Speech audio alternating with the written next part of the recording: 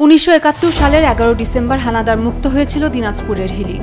এর আগে 19 এপ্রিল হিলি দখল করে পাকিস্তানি হানাদার বাহিনী। এদিন মুক্তিযোদ্ধাদের উপর ত্রিমুখী আক্রমণে ছত্রভঙ্গ হয়ে ভারতে অবস্থান নেন মুক্তিযোদ্ধারা।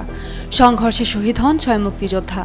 পরে 11 ডিসেম্বর যৌথ বাহিনীর আক্রমণে দখলমুক্ত হয়েছিল হিলি।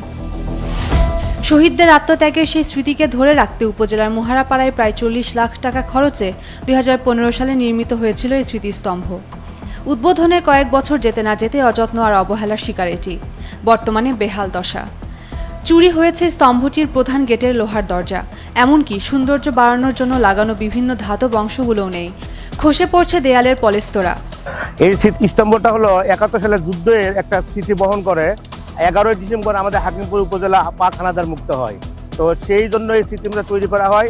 রাতের অন্ধকারে এখানে আনাগোনা ঘটে দুষ্কৃতিকারীদের। নিয়মিত বসে মাদকের আড্ডা, যা বিঘ্নিত করছে এর আশপাশে নিরাপত্তা। চত্বর জুড়ে আবর্জনা এবং আগাছায় জঙ্গল তৈরি হয়, মর্যাদা হারাচ্ছে পবিত্র স্থানটি। টানা তৃতীয়বার অর্জন করেছে দেশের সেরা সুপার ব্র্যান্ড স্বীকৃতি বসুন্ধরা টিস্যু।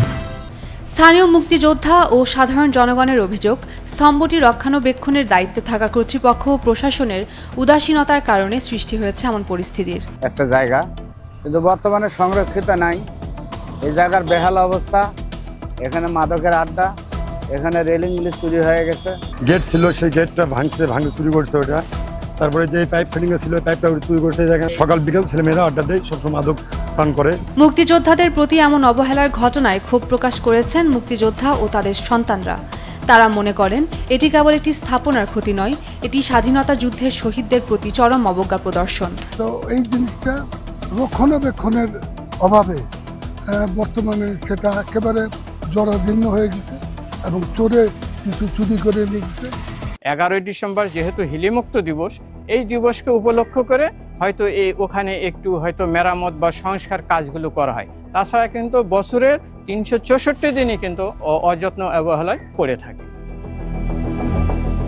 স্মৃতিস্তম্ভটি সিসিটিভি, লাইট সহ নিরাপত্তার জন্য নানা পদক্ষেপ গ্রহণ ও রক্ষণাবেক্ষণের আশ্বাস দিয়েছেন উপজেলা প্রশাসনের সর্বোচ্চ কর্মকর্তা। আমরা সকালবেলায় পরিদর্শন করেছি।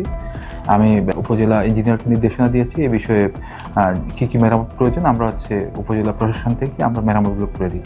হ্যাঁ, আমরা মোবাইল কোর্ট, আমাদের মাদকের বিরুদ্ধে আমাদের জিরো টলারেন্স। আমরা মাদকের বিরুদ্ধে চলমান যে মোবাইল কোড অব্যাহত থাকে। মুক্তিযুদ্ধের এই ঐতিহাসিক স্মৃতিচিহ্নকে ধ্বংসের হাত থেকে রক্ষা করা ও শহীদদের সম্মান অক্ষুণ্ণ রাখা সংশ্লিষ্ট সকলের নৈতিক দায়িত্ব বলছেন সচেতন মহল। উম্মে রুম্মান, ক্রান্তি, ডেইলি সান।